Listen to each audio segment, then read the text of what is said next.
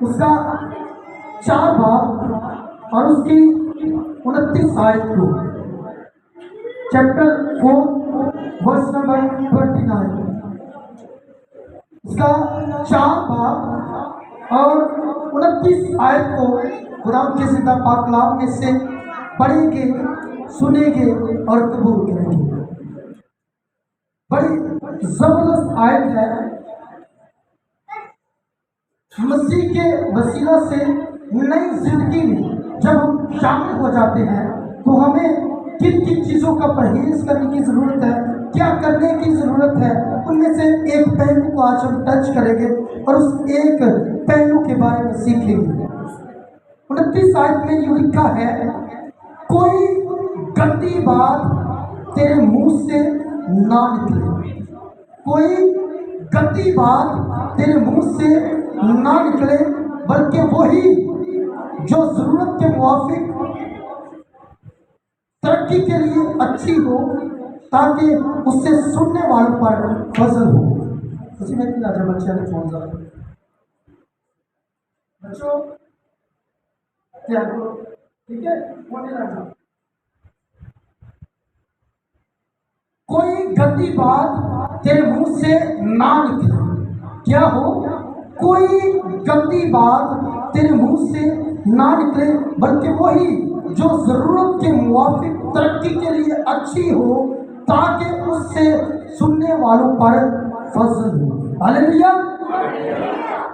جب ایک ایماندار شخص نئی زندگی میں شامل ہو جاتا ہے، جب وہ خداوند یسوع مسیح کو اپنا لیتا ہے، تو ایماندار کی زندگی میں ہم جو پہلو ہیں، جن کاموں کو کرنے کی اسے ضرورت ہے، اس میں سے ایک پہلو کو ہم سیکھنے والے ہیں، اور وہ یہ ہے کہ کوئی گندی بات تیرے منہ سے نہ نکلے۔ یہ افسیوں کی کلیسیا کے نام جو خط ہے، یہ بڑا ہی زبردست خط ہے۔ اس خط کو خطوط کی ملکہ بھی کہا جاتا ہے، اور اس خط کو نگینہ بھی کہا جاتا ہے۔ بزرگ پولس رسول نے 4 خطوط جو ہیں وہ روم میں نظر بندی کے درمیان لکھے، نظر بندی کے دوران لکھے۔ ان 4 خطوط میں سے ایک پہلا گلتیوں کے نام خط ہے، افسیوں کے نام خط ہے، کلسیوں کے نام خط ہے، اور فلمون کے نام خط ہے۔ میں آپ کو بتانا چاہتا ہوں کہ ایسا شخص جو نظر بندی کے عالم میں ہو، وہ کلیسیا کو یہ سکھا رہا ہے کہ کوئی گندی بات تیرے منہ سے نہ نکلے، کوئی گندی بات تیرے منہ سے نہ نکلے۔ یہ یونانی زبان میں اس گندی بات کے لیے جو لفظ استعمال ہوا ہے، اس کو سیپروس بولتے ہیں۔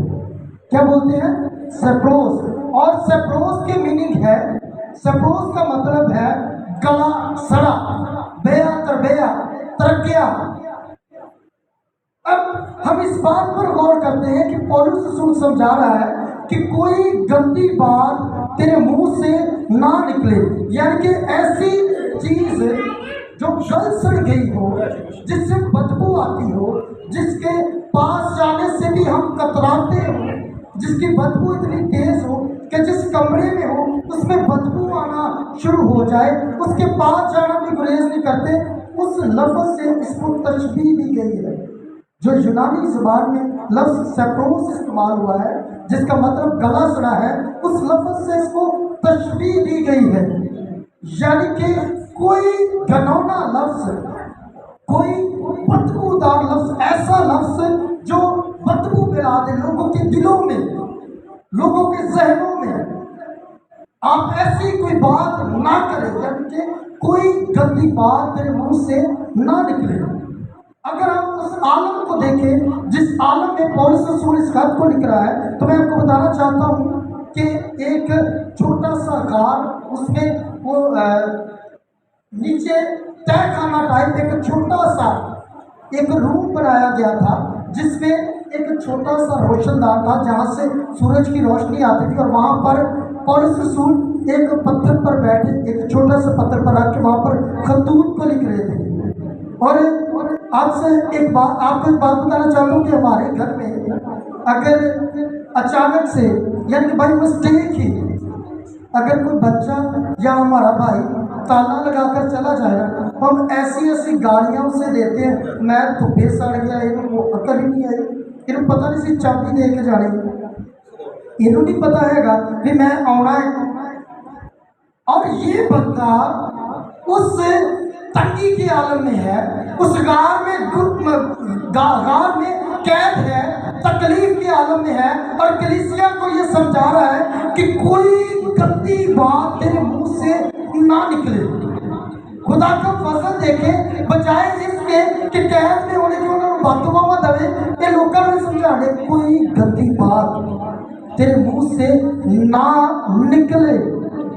کیا وہ کوئی گندی بات تیرے منہ سے نہ نکلے۔ اگر ہم زبور کی کتاب اس کا 141 نمبر باب اور اس کی 3 آیت کو دیکھیں تو وہاں پر لکھا ہے کہ اے خداوند، اس کی 3 آیت میں، اے خداوند میرے منہ پر پہرا بٹھا۔ کیا کر؟ اے خداوند میرے منہ پر پہرا بٹھا، میرے لبوں کے دروازہ کی نگہبانی کر۔ زبور نویس خدا کو پکارا کہ اے خداوند تو کیا کر، میرے منہ پر پہرا بٹھا دے، میرے منہ تے نگہبان بٹھا دے۔ یعنی کہ کہنے کا مطلب یہ ہے میرے منہ نو تالا لا دے کی ہوئے، میرے لباں دے دروازے کی تو نگہبانی کر۔ صرف یہ جو تالا کھلے تے وہی آواز نکلے جیڑی تیری حمد نہیں ہوئے، جیڑی تیری ستائش ہوئے۔ یعنی کہ وہ بات جو زبور نویس کہہ رہا ہے وہی بات سیم پولس رسول کہہ رہا ہے کہ کوئی گندی بات تیرے منہ سے نہ نکلے جو کسی کی تکلیف کا باعث بنے، جو کسی کو دکھ دے، جو کسی کا دل توڑے۔ ایماندار شخص کے لیے یہ ضروری ہے کہ وہ اپنے منہ کو، اپنے لبوں کو، اپنے ہونٹوں کو خداوند کے ذمے لگائے۔ کیا خداوند تو نگہبانی کر تاکہ میرے منہ سے کوئی گلی سڑی ہوئی بات نہ نکلے جس سے لوگ ناراض ہو، لوگوں کے دل آزاری ہو۔ اب اگر ہم متی رسول کی معرفت لکھا گیا انجیل بیان اس کا 12 باب اور اس کے 35 اور 36 آیت کو دیکھیں تو وہاں پر لکھا ہوا ہے کہ اچھا آدمی اچھے خزانے سے اچھی چیزیں نکالتا ہے۔ کیا کرتا ہے؟ اچھا آدمی اچھے خزانے سے اچھی چیزیں نکالتا ہے، اور برا آدمی برے خزانہ سے بری چیزیں نکالتا ہے، کیونکہ جو دل میں بھرا ہے وہی منہ پر آتا ہے، جو دل میں بھرا ہے وہی منہ پر آتا ہے۔ یعنی کہ جو آپ کے اندر بھرا ہوا ہے، جو آپ کے اندر خزانہ ہے، جو آپ کے ہونٹوں پر آ چکا ہے، آپ اسی کو ہی باہر نکالیں گے۔ اور پولس رسول سمجھا رہا ہے کہ کوئی گندی بات تیرے منہ سے نہ نکلے۔ اگر ہم افسیوں کی کلیسیا کے نام خط اس کا 5 باب اور اس کی 3 اور 4 آیت کو دیکھیں تو وہاں پر لکھا ہے اور جیسا کہ مقدسوں کو مناسب ہے، کن کو مناسب ہے؟ مقدسوں کو مناسب ہے تم میں حرام کاری اور کسی طرح کی ناپاکی یا لالچ کا ذکر تک نہ ہو، اور نہ بے شرمی اور بےہودہ گوئی۔ کون سی؟ بےہودہ گوئی، یعنی کہ کوئی بری بات، نازیبا الفاظ تیرے منہ سے نہ نکلے۔ اگر ہم اس پورے حوالے کو پڑھیں تو یہاں پر لکھا ہے کہ تیرے منہ سے ایسے الفاظ نکلے جو لوگوں کی ترقی کا باعث ہو، جو لوگوں کے لیے پرفضل ہو، اور وہی باتیں جو لوگوں کی ضرورت کے موافق ہو، یعنی کہ ایسی باتیں جو ان کی ضرورت کے موافق ہو۔ اگر ہم متی لوکا رسول کی معرفت، لوکا طبیب کی معرفت لکھا گیا انجیل بیان اس کا 4 باب اور اس کی 22 آیت کو دیکھیں تو وہاں پر لکھا اور سب نے اس پر گواہی دی اور ان پر ان فضل باتوں پر جو اس کے منہ سے نکلتی تھی تعجب کر کے کہنے لگی کیا یہ یوسف کا بیٹا نہیں؟ یہ آیت یسوع مسیح کے لیے استعمال کی گئی ہے۔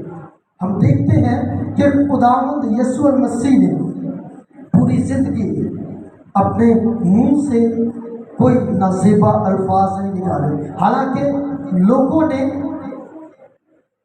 فضول میں ہمارے گناہ ہمارے تھے تب اسے کیا گیا، اس نے کوڑے کھائے، اس کے منہ پر تھوکا گیا، لیکن اس نے کسی کا برا نہیں چاہا، کسی کو برا بھلا نہیں کہا، کانٹوں کا تاج پہنایا گیا لیکن کسی کو گالی نہیں دی، کسی کے بارے میں برا نہیں کہا۔ کتنی خوبصورت بات ہے کہ خداوند یسوع المسیح نے اپنی پوری زندگی میں کسی کے خلاف نازیبا الفاظ کو استعمال نہیں کیا۔ اس لیے تو پولس رسول کہتا ہے کہ ایماندار ایسا شخص ہونا چاہیے جس کے منہ سے کوئی گندی بات نہ نکلے، ایسی بات جو لوگوں کی دل آزاری کرے وہ اس کے منہ سے قطعاً نہ نکلے۔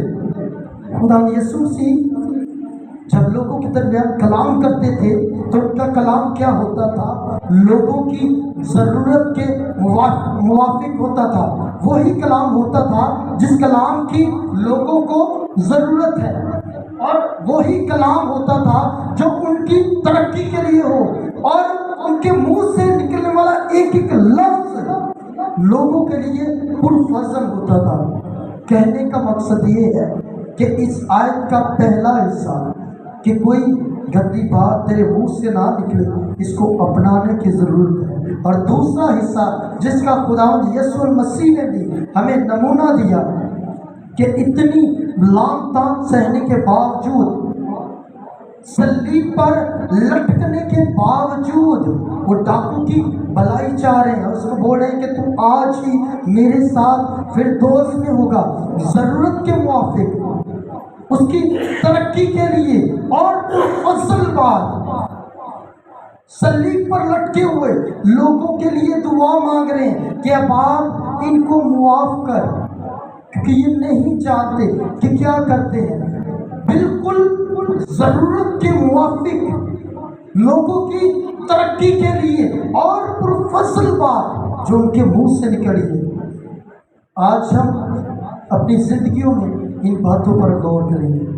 کیا ہمارے منہ سے نکلنے والے الفاظ، کیا ہمارے ہونٹوں سے نکلنے والے الفاظ ایسے ہیں جو کسی کی ترقی کا باعث ہو، جو ضرورت کے موافق ہو، یا پرفضل ہے، یا ہمارے منہ سے وہ گندی باتیں نکلتی ہیں جن کا ایماندار کی زندگی میں ہونا واجب نہیں؟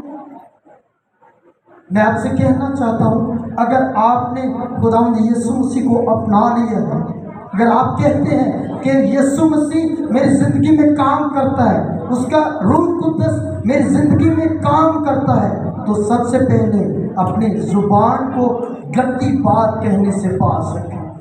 آپ کے منہ سے کوئی گندی بات نہ نکلے جس سے لوگوں کی دل آزاری ہو، جس سے لوگ آپ کو ایماندار بولنے کی بجائے بے ایمان بولیں، اور ایسی بات آپ کے منہ سے نکلے جو ضرورت کے موافق ہو، جو لوگوں کی ترقی کے لیے ہو، جو ان کے لیے پرفضل ہو، یعنی کہ ایسی بات نکلے کہ لوگ خود کہیں کہ مجھے اس شخص سے بات کرنے سے بڑی برکت ملی ہے۔ آج جب میں اس شخص سے ملا تو میرا دل خوش ہو گیا، اس کی باتیں، اس کے الفاظ پرفضل تھے۔ میرا دل کرتا ہے کہ میں اس شخص کے پاس بیٹھا رہوں، اس سے باتیں کرتا رہوں۔ کیوں؟ کیونکہ وہ باتیں جو ایماندار کرتا ہے وہ ضرورت کے موافق ہوتی ہیں، وہ لوگوں کی ترقی کے لیے ہوتی ہیں، اور وہ پرفضل ہوتی ہیں۔ میرے عزیزوں، میرے بہنوں اور بھائیوں، آپ سبوں سے درخواست ہے کہ کوئی ایسی بات آپ کے منہ سے نہ نکلے جو گندی ہو۔